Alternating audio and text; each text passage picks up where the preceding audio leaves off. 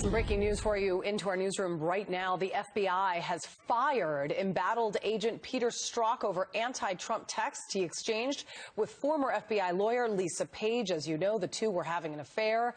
And the controversy continues. Strzok, of course, helped lead the FBI's probe into the Russian interference ahead of the 2016 election. Strzok's attorney literally moments ago issuing a statement, and it reads, in part, the decision to fire Special Agent Strzok is not only a departure from typical bureau practice, but also contradicts Director Wray's testimony to Congress and his assurances that the FBI intended to follow its regular process in this and all personnel matters. Joining me now to comment on this breaking news, Congressman Darrell Issa, a member of both the House Judiciary and Foreign Affairs Committee.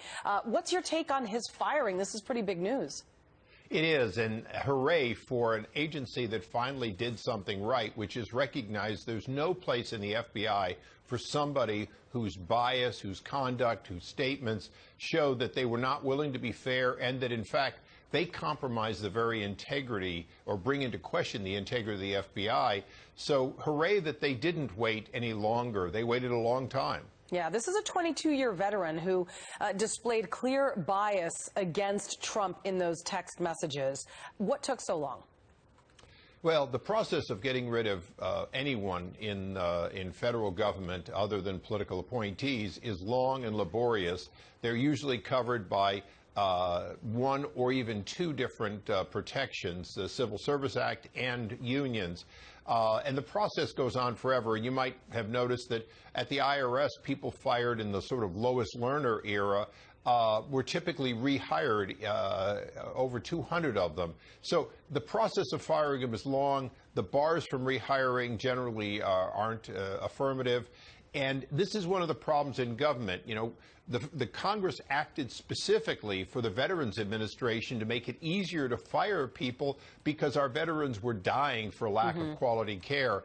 So it is a problem. It continues to be. But this is one of those cases in which the goods were on this individual in no uncertain way. And he had really brought shame on the FBI, an agency in which most agents keep their politics to themselves and keep their biases literally out of their conduct. Well, with the exception of James Comey, of course. I said most. Yeah, exactly, and I knew exactly what you meant.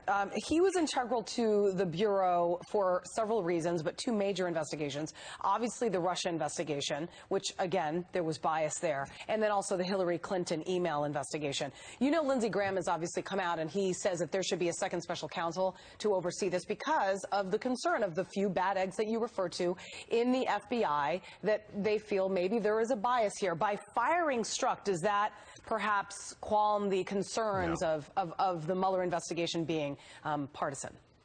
No, you really can't do it that way. Michael Horowitz, the Inspector General, did what he could do under the IG Act.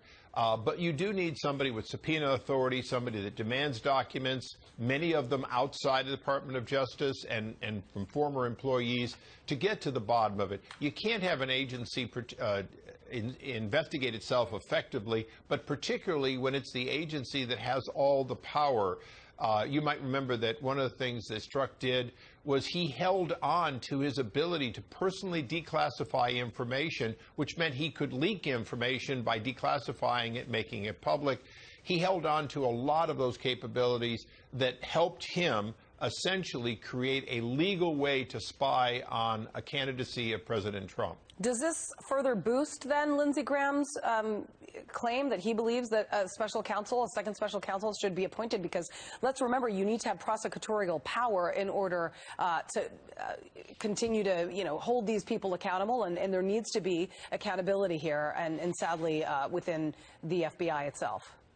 Well, the Attorney General oversees all of these, and he has not recused himself from corruption and misconduct within his agency, Department of Justice.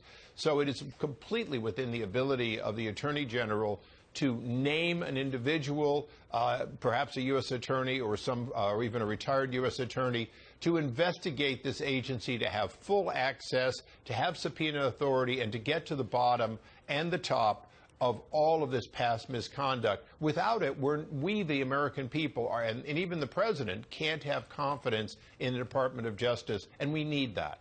All right, Congressman Darrell Issa, thank you very much.